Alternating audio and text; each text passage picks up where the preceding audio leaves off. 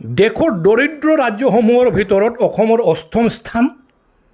আজি মই এই বাতৰি প্ৰতিদিন কাকতত পাইছোঁ আৰু লগতে ক'ৰবাত এটা ফটোখিনি পাইছোঁ মুখ্যমন্ত্ৰী। এই ফটোখিনি আপোনালোকে লক্ষ্য কৰিব। ফটোখিনি মোক ভাল লাগিছে। অসম তলৰ ফালে গৈ আছে আৰু মুখ্যমন্ত্ৰী বিন্দাছ হাঁহি আছে। একেদৰে যেতিয়া ৰম জ্বলি আছিল, নীৰৱে বাঁহী বাদন কৰি আছিলে বা হাঁহি আছিলে। এতিয়া নীতি আয়োগে কি কৈছে? MPI মানে দৰিদ্ৰতা সূচক অনুসৰে অসমৰ এখন উল্লেখযোগ্য জনসংখ্যা এতিয়াও দৰিদ্ৰতাৰ ভিতৰত। আয়, শিক্ষা, স্বাস্থ্য, জীৱন যাপনৰ মান একেবাৰে নিম্ন।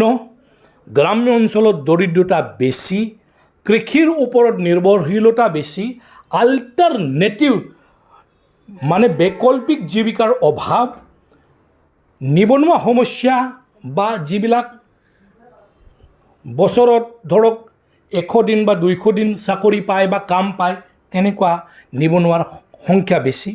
অস্থায়ী মানে আয়ৰ কামত নিযুক্ত হৈ আছে, নিম্ন বা অস্থায়ী।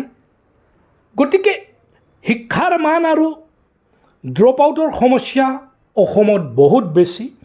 দক্ষতা ভিত্তিৰ শিক্ষাৰ অভাৱ, স্বাস্থ্য ব্যৱস্থাৰ সীমাবদ্ধতা, গ্ৰাম্য অঞ্চলত উন্নত চিকিৎসা সুবিধাৰ অভাৱ, পুষ্টিহীনতা আৰু মাতৃ শিশু মৃত্যুৰ হাৰ তুলনামূলকভাৱে বেছি। প্ৰাকৃতিক দুৰ্যোগৰ প্ৰভাৱ, বান আৰু গৰাখহনীয়া দৰিদ্ৰতা বৃদ্ধি কৰে।